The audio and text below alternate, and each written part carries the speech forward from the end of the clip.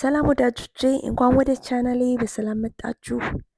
ይሄ የምታዩት ቦታ በር መግቢያ አካባቢ ያለ ቦታ ነው። እዚህ ቦታ ላይ ኢንተርዌይ ቴብል ዴኮሬሽን እሰራለሁ። እንደምትወዱት ተስፋ አድርጋለሁ። እስከ መጨረሻው ከኔ ጋር እንድትቆዩ ጋብዛለሁ። ድምፄ ትንሽ ጉንፋን ስለያዘኝ ራፍ ሆኗል። እንግዲህ በጣም ይቅርታ። እንግዲህ ቤቴ ላይ በር ከፍተን መጀመሪያ ስንገባ የምናየው ይሄንን ግድግዳ ነውና እዚህ ላይ የበፊቱ የምታውቁትን ያንን መስታወት ሙሉውን እዚህ ጋር አድርጌዋለሁ። ስሰራው አልቀረጽኩላችሁም። ኦልሬዲ የሰራውበት ቪዲዮ የበፊቱ ስላለ ብዬ ስላሰው እዩት እንዴት እንደሚያምር። የዳይኒንግ ኤሪያውን ሙሉ ሪፍሌክት ስላደረገው በጣም ሰፊ አስመስሎታል። ዋናው ሆሎ ቴብልና ይሄንን ሰርክል መስታወቱ ግን በቀኝ በኩል ነው ያደረኳቸው። ስለዚህ ፊት ለፊት እነዛን ግሪድ መስታወቶችን ሽክርሽክር መስታወቶችን ስላደረኩ የሆልዌይ ቴብሌን ክብ ነው ያደረኩት። ቴብሉ እንደምታዩት ጥቁር ነው። ከዚህ በፊት የነበረው ነው። የበፊቱ ሁለቱን ነበር የተጠቀሙት። እዚህ ጋር ግን ቦታ ስለሌለ አንዱን ቴብል ብቻ ነው የማደርገው ማለት ነው። እንግዲህ ከማዘጋጀቴ በፊት ቴብሌን አጸዳዳለሁ። ይሄ ማጽጃው ባለፈው የክሪስመስ ሲዝን የገዛሁት ነው፣ አላለቀም። ስቲል በዛ ነው እያጸዳሁት ያለሁት። ሽታውን በጣም ነው የምወደው።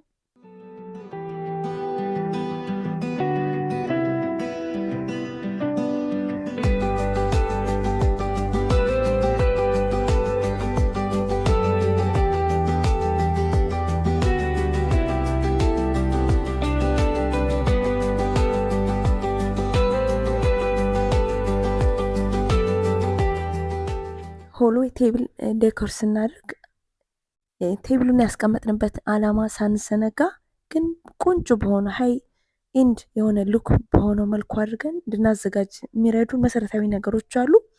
ከዛ ውስጥ አንዱ ከቴብሉ ላይ መስታወት ማድረግ በጣም ውበቱ ፓፓፕ እንዲያደርግ ይረዳዋል። የተለያዩ አይነት ቅርጽ ያላቸውን መስታወቶች ማድረግ እንችላለን። ከዛ በጎኑ ደግሞ የቴብል ላምፖችን በጎንና በጎን ማድረግ እንችላለን። ኦር ደግሞ ባላንስ ለማድረግ አንድ የቴብል ላምፕ በጎን አድርገን አንድ ደግሞ የአበባ ቫዝ ማድረግ እንችላለን። መጽሐፎችንም ብናደርግ የበለጠ እንደ ማስጌጫ ይሆናሉ። ሻማ። ከዛ ፈንክሽኑን ደግሞ ላለመርሳት ደግሞ በውል ብናደርግ እላዩ ላይ ቁልፍ የምናስቀምጥበት፣ መነጽር የምናስቀምጥበት አለ አይደል? የመሳሰሉ ነገሮች የምናስቀምጥበት ይሆናል። ከስሩ ደግሞ ዘንቢሎችን መያዣ ቦታ ካለው ደግሞ ሲሜትሪ ሉክ እንዲኖረው ሁለት ዘንቢሎችን ወይም 3 ከሆነ 3 ብናደርግ እዛ ውስጥ ሀት ሊሆን ይችላል፣ ጫማ ሊሆን ይችላል። ማስቀመጥ የምንፈልገውን ነገር ደበቅ አድርጎልን ግን በሚያምር ሁኔታ እንዲይዝልን ማድረግ እንችላለን።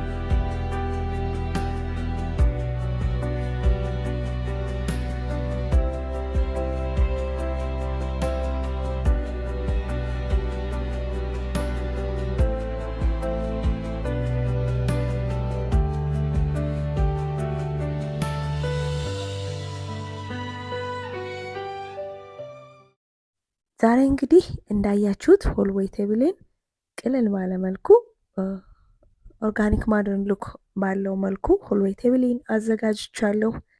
አይዲያ እንደምታገኙበት እንደምትወዱት ተስፋ አድርጋለሁ። ለመጀመሪያ ጊዜ ወደ ቻናሌ የመጣችሁ እንኳን ደህና መጣችሁ። ሰብስክራይብ ብታደርጉ የምትጠቀሙበትን ቪዲዮ ታገኙበታላችሁ። ሁሌ የምትከታተሉኝ ወዳጆቼ ደግሞ ቪዲዮን ካያችሁ በኋላ ላይክ እንድታደርጉ በዛ ኢንከሬጅ እንድታደርጉኝ ጋብዛችኋለሁ። ምክንያቱም እናንተ ላይክ ባደረጋችሁ ቁጥር ነው ዩቲዩብ ፑሽ የሚያደርገው ለሌሎች ሪከመንድ የሚያደርገውና እናንተ በዚህ ሰፖርት እንድታደርጉኝ ሁሌም ሳትረሱ ከወደዳችሁት ቪዲዮዬን ላይክ እንድታደርጉ አስታውሳችኋለሁ። በሚቀጥለው ደግሞ በሌላ ቪዲዮ መለሳለሁ። በድጋሜ ስለ ድምፄ በጣም ይቅርታ እየጠየቁ በሚቀጥለው እስክንገናኝ የተባረከ ሳምንት ይሁንላችሁ።